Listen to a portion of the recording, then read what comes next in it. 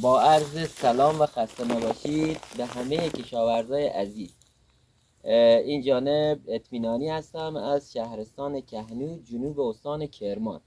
ما تو شهرستانمون با گرمای بیش از 45 درجه دما روبرو میشیم تو تابستون که درختامون دچار زوال خشکیدگی یا همون اصطلاح میگن خشکیدگی سرشاخه میگیرن.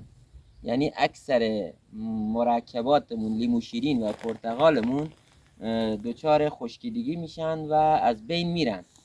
حالا با 15 روز پیش جناب آقای محبوب و مهندس تشریف آوردن شهرستان ما و این وینگل رو به ما دادن. 20 لیتر وینگل رو ما توی 1 هکتار تزریق کردیم از طریق آب که جذب ریشه بشه.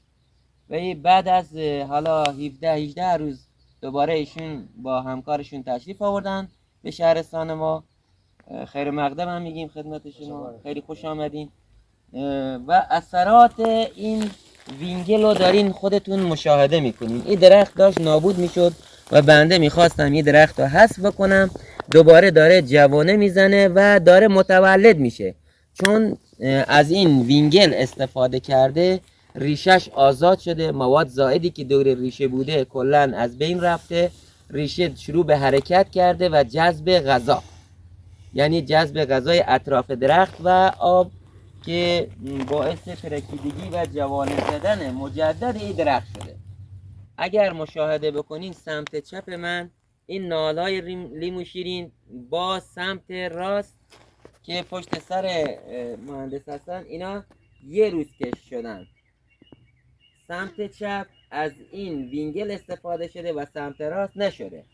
توی این 17 روز سمت چپ تقریبا جهش سرشاخه چیزی هلوش 40 تا 50 سانت زده، چون از این وینگل استفاده کرده. تو قسمت قدیمیتون شاید جهش باشه، شاید به خاطر خنک شدن درجه دمای هوا هلوش حالا به 10 سانت هم نمیرسه.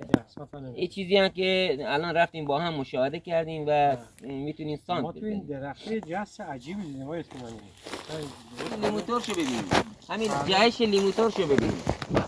ببینید این لیموتورش قبلا اصلا خیلی خیلی ضعیف، ولی جهش حالا رو ببینید. لیمو شیرین رو ببینید، این لیمو شیرین الان 3 سال یا 4 سالشه. خب جهشی که این وینگل بهش داده مثل که تازه متولد شده. الان حساب میکنی ما توی مهر ماه هستیم، دمای هوای ما الان بالای هنوز نزدیک به 40 درجه است. خب این حساب میکنی الان تو برج 12 و نزدیک بهار ماست.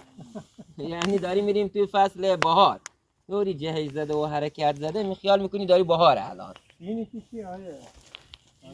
این هم همین جور دیگه. آره 50 سانت حرکت زده، جوانه زده. اینجا مهندسی اینجا این داشت کامل این درخت نابود میشد، اصلا کامل داشت نابود میشد. با تزریق این وینگل ببینین سرشاخه رو ببینین، حرکت اگه 50 سانت 1 متر که حرکتشو ببینین، ترکششو ببینین، اینجا ببینین،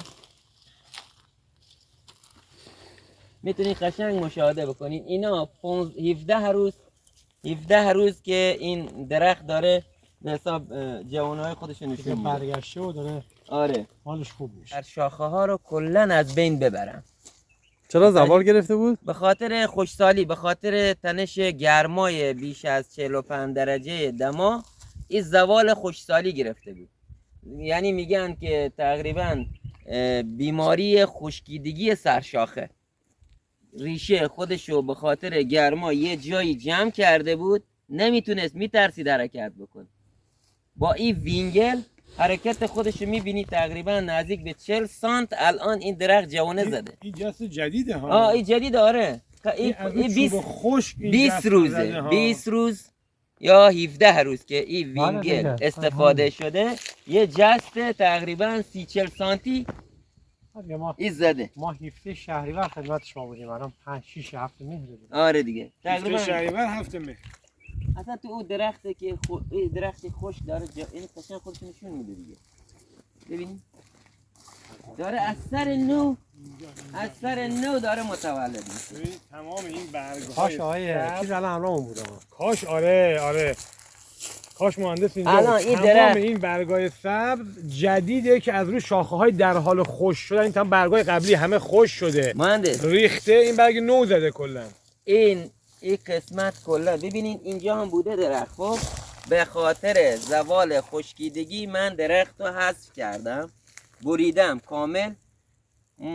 با همین وینگل قشنگ دارید مشاهده میکنید که جوانه جدید و حرکت درخت رو دارید میبینید. اصلا مهندس ببین چه حرکتی زده. اصلا ببین چه حرکتی زده. این از اینجا حرکت زده. ببین شما ببین این از اینجا حرکت زده. گفتین هر کی از بچه‌ها که استفاده میکنه بعد تو فیلم هایی که برامون میفرسته میگه معجزه وینگر. آره. حالا امروز داریم معجزه رو اینجا میبینیم. بله بچه‌ها چیز غیر از معجزه است. نه.